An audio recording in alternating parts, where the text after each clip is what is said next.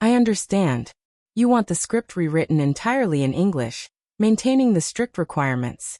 Approximately 3,000 words, a single continuous block of text, dramatic and emotional tone, and the exact 5-part structure.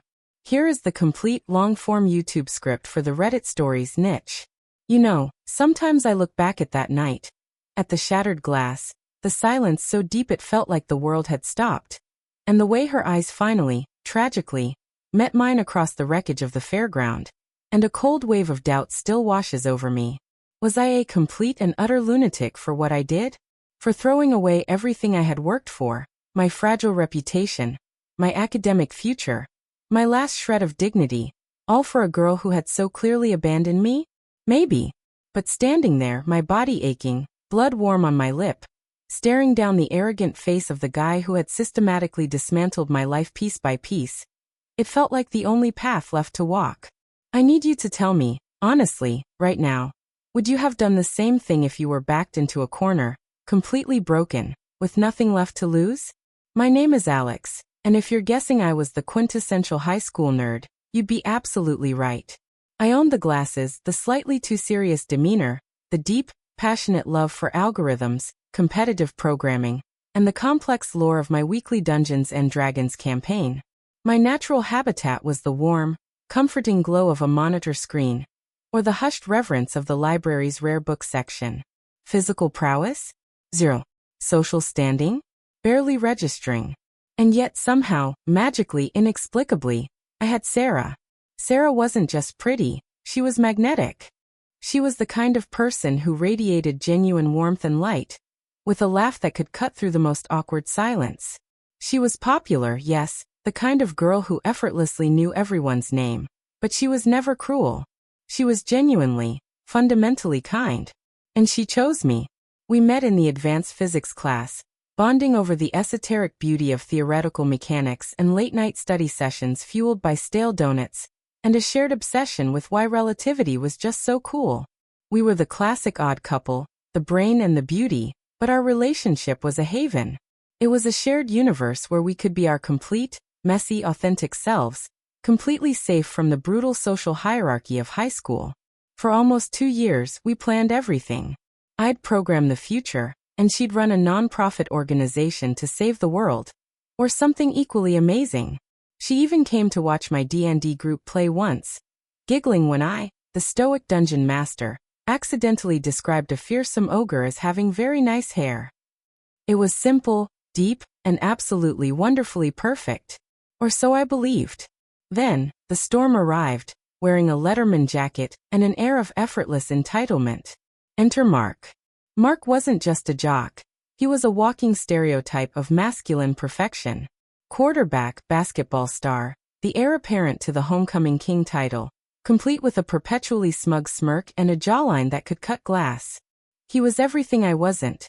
Physical, dominant, and utterly uninterested in anything that required more than 5 minutes of sustained thought. Our worlds had been safely separate until he spotted Sarah.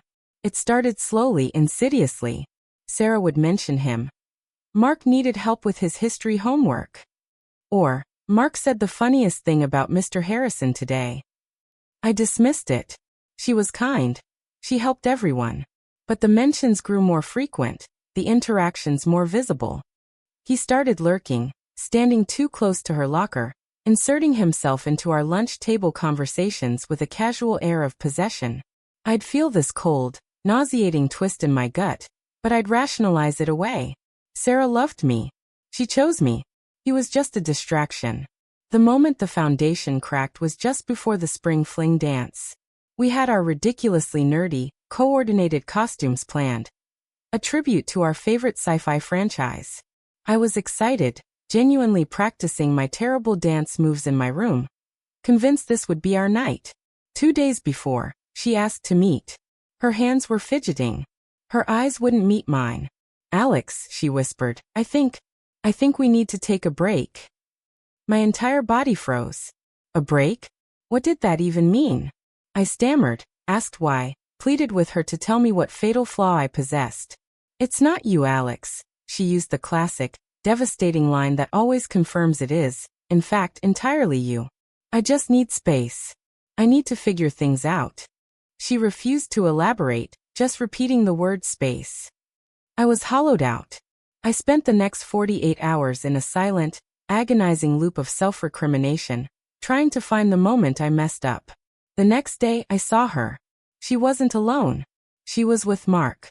And they were laughing. His arm was casually looped around her waist. That wasn't a break. That was a lie. That was an immediate, brutal replacement. The ensuing weeks were a blur of absolute, crippling misery. My grades, the one thing I excelled at, suffered. I stopped showing up to my programming club.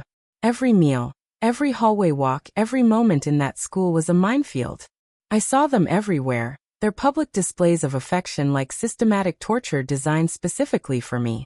Mark would flaunt her, his hand always on her back, his eyes always finding mine, his smirk communicating one clear message. I took her, and there's nothing you can do about it. And I, the rational, intellectual, non-confrontational Alex, did nothing. I retreated into myself, a pathetic, broken shell. My friends tried to intervene, to pull me out of the self-pity, but I just pushed them away. I saw the pity in their eyes, the contempt for my weakness. And I saw Sarah's eyes too, the way they would quickly dart away when our paths crossed, the flush of guilt on her cheeks, the clear sign that I was now an inconvenience, a ghost from a past she was rapidly trying to erase. That guilt hurt 1,000 times more than the actual heartbreak. The crescendo of this entire, agonizing humiliation came during the annual school carnival. I had been reluctantly dragged there by my D&D group, hoping the noise and lights might offer a momentary distraction. It did not. I was trying miserably to win a ridiculous stuffed dragon at the ring toss when I spotted them. Mark and Sarah. They were at the shooting gallery, playing a rigged game, laughing, their heads close. Mark put his arm around her, pulled her flush against his chest, and then slowly, deliberately, he kissed her. It was a long kiss, possessive and entirely public. I dropped the rings. The carnival world dissolved. It felt like a punch straight to the solar plexus, stealing my breath and my stability. My friends tried to shield me, to pull me away, but I was rooted to the spot, my gaze locked on the scene of my final execution. Mark pulled back, looked up, and his eyes met mine. And that smirk, that smug, infuriating, triumphant smirk spread across his face. He leaned down, whispered something that made Sarah giggle, and then, with agonizing slowness, he reached up and playfully ruffled her hair, a sweet, intimate gesture that had been ours. It was a final act of psychological cruelty, a dare. In that instant, something deep inside me, that part of me that had been quiet, humiliated, and broken for weeks, snapped. The years of being overlooked, the recent heartbreak, the absolute injustice of his mockery, all boiled over into a terrifying, visceral surge of pure, blinding rage. So, that was the knife's edge I was standing on. Watching the last vestige of the person I loved being paraded around by the one person who had sought to destroy me, who was now openly mocking my pain. I had reached the end of my rope, the absolute zenith of humiliation. And I had to make a choice. Before I tell you what torrent of chaos erupted next, I genuinely want you to pause and drop a comment below. What would you have done if you were in my shoes? Would you have swallowed the bile, walked away, and tried the noble path of moving on? Or would you have surrendered to the rage, fought back, and delivered one last, desperate blow for your own self-respect? Even if it meant certain pain? Tell me your choice, because even now, I wonder if mine was the right one.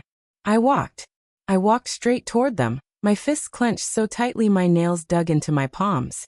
My friends were shouting my name, trying to grab my arm, but their voices were distant, meaningless noise. All I could see was the mockery in Mark's eyes, the shame on Sarah's face, and the burning need to end the humiliation. I reached them. Mark squinted at me, his lip curling up in contempt. Well, if it isn't Alex, he drawled, his voice loud enough for the small crowd forming to hear. Lose something, little man? Sarah flinched, her eyes finally meeting mine. And I saw a flash of panic, perhaps even guilt, but I was beyond caring. You have no right. I managed, my voice strained but surprisingly steady. You have no right to treat her, to treat us like this. Mark laughed, a sharp, dismissive sound that cut through the carnival music. Oh, us? Buddy, there is no us. She's with me now. Get over it, pathetic. He cinched his arm tighter around Sarah's waist, pulling her closer. That was the last straw. The catalyst. The years of pent-up nerd frustration, the weeks of searing heartache, all erupted. I didn't think about my lack of fighting skill. I didn't think about the size difference. I just moved. I swung. It wasn't graceful, and it certainly wasn't technically proficient, but it was fueled by absolute desperation. My fist connected with the side of his jaw. It was a wild, clumsy blow, but it was enough. Enough to shock him. Enough to wipe that infuriating smirk off his face and replace it with wide-eyed disbelief. The music seemed to stop. The crowd let out a collective gasp. Sarah screamed, stumbling back away from Mark. Mark recovered instantly, his eyes narrowing into slits of pure fury. "You little rat," he bellowed, and then he was on me. He was a machine, trained and powerful. He landed a clean, gut-wrenching punch to my stomach that stole my breath, and then a heavy blow to my face that sent my glasses spinning into the dirt, and a hot gush of blood streaming from my nose. The pain was immediate and blinding, but the rage was a stronger anesthetic. I wasn't fighting to win the girl back. I was fighting to prove I was human, to prove I wouldn't just vanish under his boot. I swung wildly again, connecting awkwardly with his ear. It was a minuscule victory, but it spurred me on. I thrashed, kicked, and fought with the desperate, ugly abandon of someone who has nothing left to protect. He finally managed to tackle me, driving me to the ground with a bone-jarring impact. He was on top, raining down punches, and I could feel the bruises forming across my face and ribs. But I wouldn't stay down. I twisted, kicked my legs up, and with a desperate surge of adrenaline, I managed to send him rolling off me. We both scrambled up, panting, bruised, and surrounded by a silent, stunned circle of high school students. I looked past Mark, and there was Sarah. She was standing frozen, her hands covering her mouth, her eyes wide with a look of horror mixed with something I couldn't place. Was it pity? Recognition? I didn't care. Mark charged again, but this time, the primal survival instinct was fully activated. I ducked low beneath his powerful, looping swing, and in a moment of sheer, almost comical luck, I remembered a move from an old B-movie martial arts flick. A low sweep. It was clumsy, barely a trip, but it was enough. His feet tangled, and he went down hard with a heavy thud, sliding several feet into the base of the Ring the Bell strength tester game. The entire, poorly constructed framework of the game shuddered. And then, with a splintering groan, it came crashing down. The final, spectacular indignity. The giant, gleaming, ridiculously oversized plastic trophy that was the grand prize shattered into a dozen pieces right next to Mark's head. He was stunned, momentarily tangled in ropes and plastic debris, the golden, fake fragments of the trophy surrounding his head like a halo of defeat. The silence that followed was deafening. Mark wasn't laughing. He wasn't smirking. He just lay there looking utterly, thoroughly shocked and defeated. And in that quiet moment, despite the throbbing pain and the metallic taste of blood, a deep, restorative sense of peace washed over me. I had fought. I had stood up. Then the real world rushed back in. Shouts from teachers, the sound of security guards. The fight was over, and the consequences were immediate. I was suspended for a week, narrowly dodging expulsion only because of my previously perfect record, and a few honest testimonies that Mark had been actively provoking me. Mark, being the star athlete, got a milder punishment. But the landscape had shifted. He no longer looked at me with contempt. There was a flicker of something new. Wariness, perhaps even a grudging, resentful respect. He stopped flaunting Sarah. As for Sarah, she found me a few days later, after my suspension was lifted, my black eye and split lip slowly healing. We sat on the familiar bench outside the computer lab. She looked drained. "Alex," she said, her voice barely above a whisper, "I am so sorry." She wasn't just apologizing for the fight. She was apologizing for the entire, terrible ordeal. She explained that Mark had been relentlessly charming, flattering her ego, making her feel important when I was consumed by my academics, and she had been weak, seduced by the easy popularity and the attention. "I saw what he was doing to you, and I let it happen," she confessed, tears welling up. "And then you fought him. For me. For us. And that's when I realized what a terrible mistake I had made. We didn't immediately run back into each other's arms. The trust was too damaged, the scars too deep. We talked for hours, processing the pain, the betrayal, the shame. We agreed to be friends, to slowly, carefully rebuild the profound connection we once shared, knowing that the romance was, for now, broken. And through it all, I learned that winning isn't always about being stronger or smarter. Sometimes, it's just about refusing to be bullied into oblivion. So that's my messy, ridiculous, painfully real story. The nerd, the jock, the heartbreak, and the chaotic carnival fight. It taught me that sometimes you have to fight for your self-respect, even if the battle seems utterly unwinnable. I'm not encouraging violence, but when you are completely depleted, sometimes, your deepest core strength emerges. Hit the like button if you were on my side. If you think I did what I had to do to reclaim my dignity. Subscribe right now for more true stories about people pushed to their absolute limits. And tell me honestly, your final thoughts on this whole disaster in the comments section below. I want to know if I was justified. I'll see you all in the next story.